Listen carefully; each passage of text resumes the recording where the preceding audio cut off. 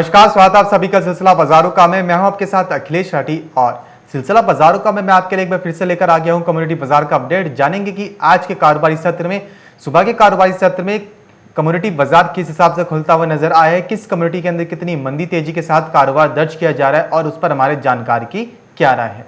आगे बढ़ते हैं, बात करते हैं यहाँ से एग्री कम्युनिटीज की। जान लेते हैं कि आज एग्री कम्युनिटीज का बाजार कैसा देखने को मिल रहा है और उस पर रूपा जी की क्या राय है। तो सबसे पहले शुरुआत करें यहाँ पे कैसा सीट से।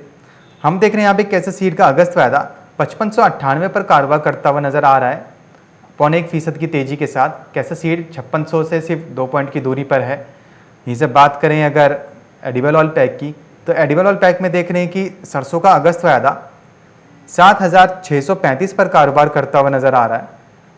लगभग 1.25% की तेजी सरसों के अगस्त वायदे के अंदर बनती हुई नजर आ रही है। यहीं से बात करें रिफाइंड सोया तेल की, तो रिफाइंड सोया तेल का अगस्त वायदा 1400 पर कारोबार करता हुआ नजर आ रहा है। 1403 का हाई लगा चुका है। 0.25% की तेजी रिफाइंड सोया तेल के भी अंदर बनती हुई नजर आ रही है।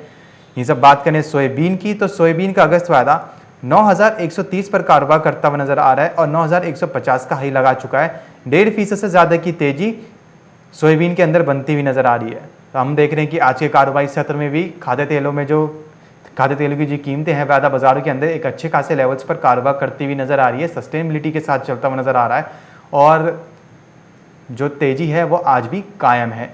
तो इस पर रूपा जी की क्या राय है, ये जान लेते हैं।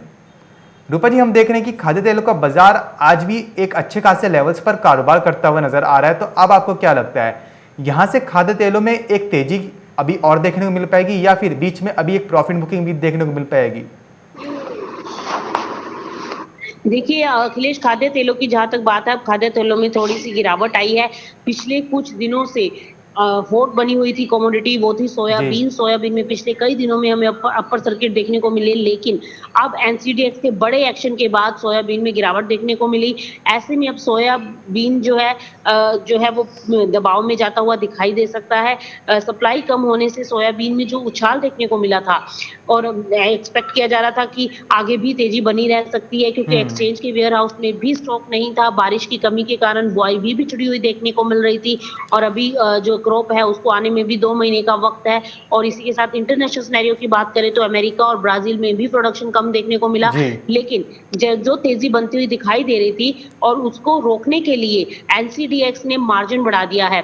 दरअसल सोयाबीन पर एक्सचेंज ने 3.5% का मार्जिन बढ़ा दिया है। जो लीन मार्जिन है वो 3% और रेगुलर मार्जिन को 0.5% से बढ़ा दिया गया है। तो ये मार्जिन बढ़ने की वजह से थोड़ा सा प्रेशर बनता हुआ नजर आ रहा है और अभी भी देखा जाए तो ट्रेंड पॉजिटिव है, लेकिन ये मार्जिन की वजह से वायदा के अंदर गिरावट देखने को मिली है। और वहीं देखा जाए तो सोयाबीन ने पिछले एक हफ्ते में 7% का पॉजिटिव रिटर्न दिया है, जबकि एक महीने में 26% तक उछल चुका है। और अगर एक साल की बात करें तो एक साल में 139% तक बाजार जो है उछला है। और सोयाबीन के निवेशकों को काफी अच्छा रिटर्न एक साल के अंदर देखने को मिला है। ना केवल एक साल बल्कि पिछले 3 साल का अगर इतिहास उठाएं तो पिछले 3 सालों में सोयाबीन ने निवेशकों को लगभग 168% के आसपास का रिटर्न दिया है। तो अच्छी रही कमोडिटी की चाल और काफी तेजी जो है इसके अंदर बनती हुई दिखाई दी थी। और जैसे सोपा की तरफ से भी लेटर्स लिखे जा रहे थे सेबी को कि कुछ एक्शन लिया जाए और इसकी जो कीमतें बढ़ रही हैं उनको कहीं ना कहीं कंट्रोल किया जाए। तो उसके चलते मार्जिन बढ़ाने की अभी फिलहाल अपडेट आया है कि मार्जिन बढ़ चुका है और मार्जिन बढ़ने के बाद हमें इस कमोडिटी के ऊपर दबाव देखने को मिल रहा है। तो अभी फिलहाल थोड़ा सा बाजार जो है वो दबाव में जाता हुआ दिखाई दे सकता है, लेकिन जो तेजी थी वो थमती हुई बहुत ज्यादा दिखाई नहीं देगी। आज इंट्राडे में हो सकता है कि कल की गिरावट के बाद अब थोड़ा सा बाजार जो है वो संभलता हुआ दिखाई दे। हमने 8785 तक के लो 50 तक के लो लगते हुए देखे। अब वहां से बाजार वापस से 9000 के ऊपर है। अब आज भी 0.25% की तेजी के साथ कारोबार करता हुआ दिखाई दे रहा है, लेकिन जो रिकॉर्ड हाई बनाया है वहां से गिर चुका है मार्केट। तो अभी फिलहाल आज भी तेजी की तरफ है, 92 9250 तक एक बार ऊपर जा सकता है। वहीं बात करें अगर सरसों की, तो सरसों में भी बाजारों में जो है वो वापस से बाउंस बैक है और 7800 तक का मैक्सिमम लेवल एक बार फिर से मार्केट छू सकता है।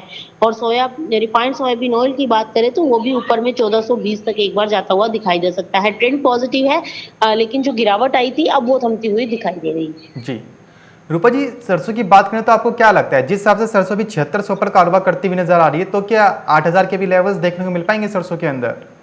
देखिए, बिल्कुल एक्सपेक्टेड है कि 8,000 तक बाज़ार ऊपर जा सकता है। जिस तरीके की तेज़ी बनी है, बाज़ारों में अपसाइड मोमेंटम बनता हुआ दिखाई दे सकता है। जी। सब्र कर। तो यानी कि अभी खाद्य तेलों में ओवरऑल अभी तेजी का ही रुझान है। यहीं से रूपा जी बात करेंगे कैसेट सीड की, तो कैसेट सीड देख रहे हैं कि 5600 के लेवल से सिर्फ 2 पॉइंट की दूरी पर है। तो आपको क्या लगता है, आपने पहले ही बता दिया था कि कैसेट सीड 5500 का लेवल दिखा सकता है, 5500 का आपका टारगेट अचीव हो गया, अब देख रहे हैं कि 5600 का टारगेट अचीव होने वाला है। तो अब आपको क्या लगता है कि कैसेट सीड में नेक्स्ट लेवल क्या रहेगा?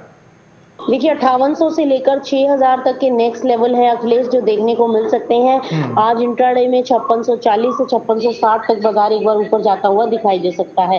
तो कैस्टर काफी पॉजिटिव है, डिमांड अच्छी जी। खासी निकल रही है, तो अभी फिलहाल बाजार तेजी की तरफ है। 5800 से 6000 आप इसमें टारगेट मानकर चल सकते हैं कि आने वाले दिनों में देखने को मिल सकता है।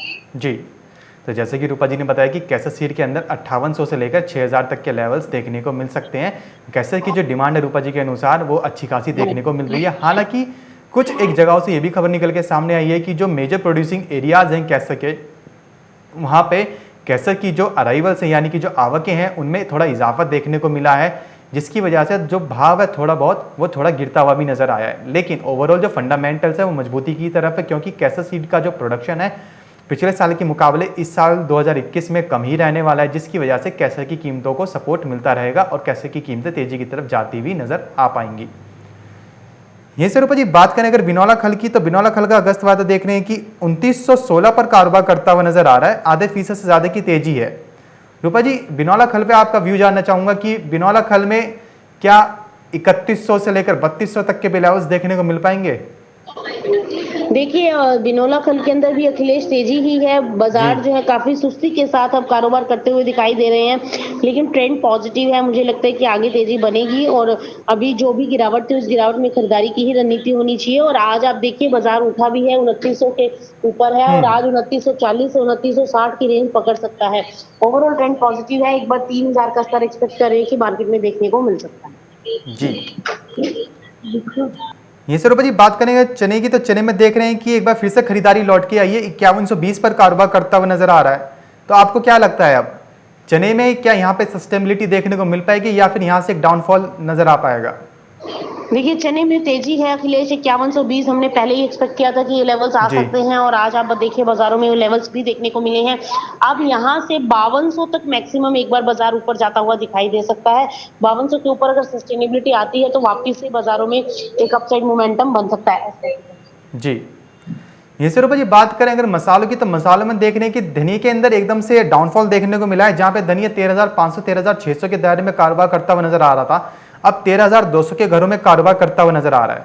फिर वहीं से देख रहे हैं कि जो हल्दी है, हल्दी के भी कीमतों में कुछ एक गिरावट देखने को मिली है। तो रूपा जी अब आपको क्या लगता है, जिस हिसाब से अब लोगों ने चाहे जैसी भी क्वालिटी आ रही है हल्दी की मार्केट के अंदर वो खरीदनी शुरू कर दी है, डिमांड भी बढ़ी है, उसके बावजूद हल्दी की जो कीमतें हैं वो एक पहले के मुकाबले थोड़ी नीचे जाती हुई नजर आ रही हैं, तो आपको क्या लगता है कि अब मसालों में कैसे रुझान देखने को मिल पाएगा? देखिए मसालों में अखिलेश मैंने पहले भी बताया था कि मसालों में अभी कोई खरीदारी की अपॉर्चुनिटी नहीं बनती दिखाई दे रही। बाजार लगातार गिरावट की तरफ है। एक धनिया को छोड़ दे तो बाकी सभी कमोडिटीज के अंदर प्रेशर ही देखने को मिल रहा है। हल्दी जरूर थोड़ा बहुत संभलती नजर आ रही है, जीरा भी गिरावट की तरफ है, लेकिन हल्दी में भी वो तेजी बनती हुई दिखाई नहीं दी। लेकिन धनिया एक ऐसी कमोडिटी है जो बढ़ता हुआ दिखाई दे रहा है। मुझे लगता है कि धनिया अगर 7000 के ऊपर सस्टेनेबिलिटी देता है तो धनिये में खरीदारी लौट सकती है और तेजी बन सकती है। लेकिन फिलहाल के लिए बाजार काफी सुस्ती के साथ है। शॉर्ट टर्म स्ट्रेटेजी में बाइंग किया जा सकता है इंट्राडे प्रोस्पेक्टिव से, लेकिन ओवरऑल ट्रेंड अभी मुझे लगता है कि रेंज बाउंड रह सकता है। तो फिलहाल कोई लॉन्ग पोजीशन लेने में इसमें थोड़ा सा रिस्क हो सकता जी। है और इंट्राडे पॉइंट ऑफ व्यू से धनिया बाय कर सकते हैं। धनिया मुझे लगता है कि आज 7000 तक हो सकता है कि लेवल देखने को मिले। जी। रूपा जी जानना चाहेंगे आपसे कि आज वो कौन सी एग्री कम्युनिटीज रहेंगी जिनके अंदर आज अच्छा मुनाफा कमाया जा सकता है?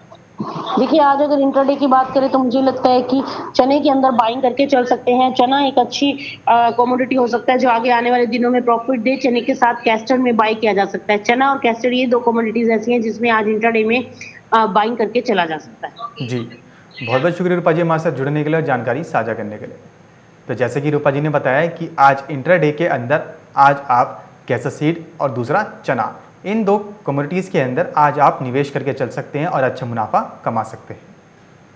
तो फिलहाल सिलसिला बाजार का मैं बस इतना ही, कहीं जाएगा नहीं क्योंकि खबरों का सिलसिला लगातार यूं ही बना रहेगा मार्केट एमसीबी पर।